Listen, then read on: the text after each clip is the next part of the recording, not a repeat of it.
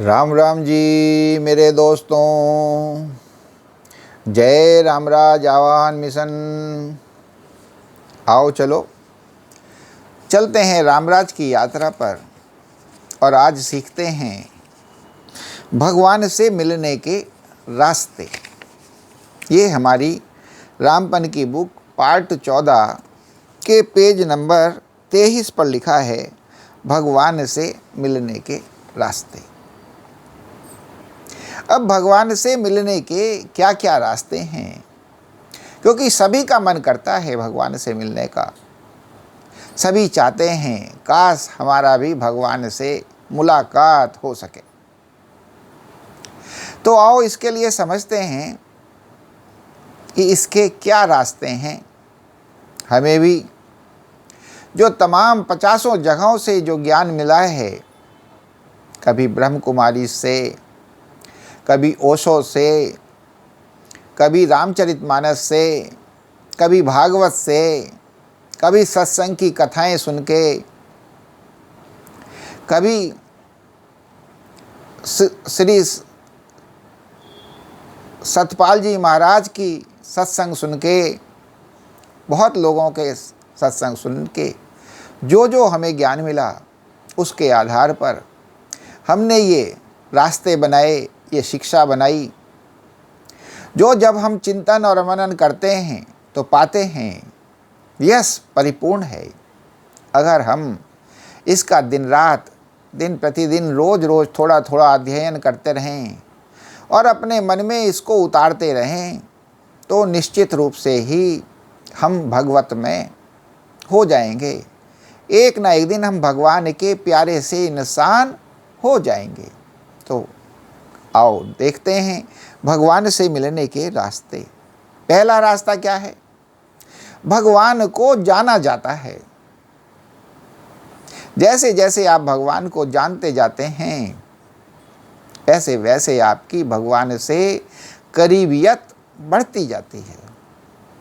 भगवान को समझा जाता है।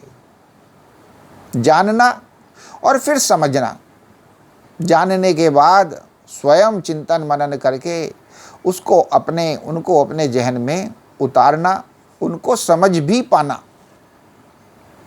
और फिर भगवान को अनुभव किया जाना। जैसे जैसे आप जानते जाते हैं, समझते जाते हैं, तो फिर रोज़मर्रा की ज़िंदगी में आप समय समय पर जो आपके साथ घट रहा होता है, उसके माध्यम से उन्हें अनुभव भी कर पाते हैं। इस प्रकार आपकी जीवन में भगवान का प्राकट्य, भगवान का अवतरण हुआ करता है। इस प्रकार आपका जहन, आपका मन भगवान में रमा करता है, भगवान का प्यासा हो जाया करता है, भगवान की चाह रखने वाला हो जाया करता है। और फिर कहते हैं परमात्मा के 3 मुख्य संस्कार हैं, अर्थात संस्कार मतलब आदतें। तो भगवान की 3 मुख्य आदतें हैं। आप देखो, पहला विश्व कल्याणकारी। भगवान का ये पैशन है, उनकी आदत है कि मेरा विश्व का कल्याण होवे, मेरे विश्व में किसी को कोई परेशानी ना होवे, हर जीव सुखी होवे, उसके दुख दूर होवें। जो उसकी गलतियों से, उसके भिन्न भिन्न कर्मों से, परिस्थितियों में ऐसी फंस जाने की वजह से उसके जीवन में दुख घटते रहते हैं, वो उन दुखों से मुक्त हो पावे। दूसरा, शुभ भावना, शुभ कामनाधारी सभी आत्माओं के प्रति। शुभ भावना और शुभ कामना। पहली बात तो यही समझना कि शुभ क्या है। जैसे जैसे आप सत्संग करते रहते हैं, भगवान को समझते रहते हैं, भगवान के भाव, भगवान के स्वभाव को समझते रहते हैं, तो आप शुभ और अशुभ भी सीखना जान ही जाते हैं। तो पहली बात, जो भगवान की भावना रहती है वो हमेशा शुभ भावना रहती है, और जो कामना रहती है वो भी हमेशा सिर्फ शुभ कामना रहती है। सभी आत्माओं के प्रति, सभी जीवों के प्रति, सभी प्रकृति, क्योंकि प्रकृति भी भगवान की ही बनाई जनी हुई है। प्रकृति को भी भगवान ने ही रचा हुआ है, जिसके माध्यम से सब लोग अपना जीवन यापन कर पा रहे हैं। तो वो प्रकृति भी तो भगवान की सभी के प्रति शुभ भावनाएं और शुभ कामनाएं हैं। और शुभ चिंतनधारी, वो जो भी चिंतन करते हैं सिर्फ शुभ चिंतन करते हैं, शुभता का चिंतन करते हैं। उन्हें कुछ भी मिलता है तो उसमें ढूंढने की कोशिश करते हैं कि ये शुभ क्या है, बस सिर्फ शुभ। उनकी जो कामना होती है हर चिंतन के प्रति शुभ को निकालने की होती है। और परमात्मा के 3 बल बताए गए हैं, ज्ञान बल, योग बल और पवित्रता का बल। ये बल हैं। ज्ञानी हो जाना, ज्ञान, ये अपने आप में एक बल है। इस ज्ञान के माध्यम से आप इस जगत को, इस संसार को जीत पाते हैं।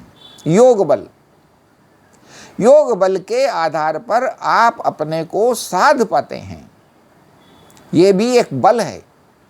और पवित्रता का बल, पवित्रता जिसको आज के समय में सबसे ज़्यादा नज़रअंदाज किया हुआ है, वो पवित्रता, क्योंकि ये दिखाई नहीं देती है मगर है। पवित्रता का भी बल है, क्योंकि इस पवित्रता से आत्मा को बल मिलता है। तो इस प्रकार ये सब चिंतन मनन की बातें हैं, समझने वाली बातें हैं, जानने वाली बातें हैं और अनुभव करने वाली बातें हैं। इन सब को जब आप जान, समझ और अनुभव करते हैं तो आपका भगवान से मिलन होने लग जाया करता है। आप स्वयं भी भगवान जैसे हो जाने लग जाया करते हैं। आप स्वयं भी आपका भगवान से एकाकार हो जाने लग जाया करता है। ऐसा है भगवान से मिलने के रास्ते।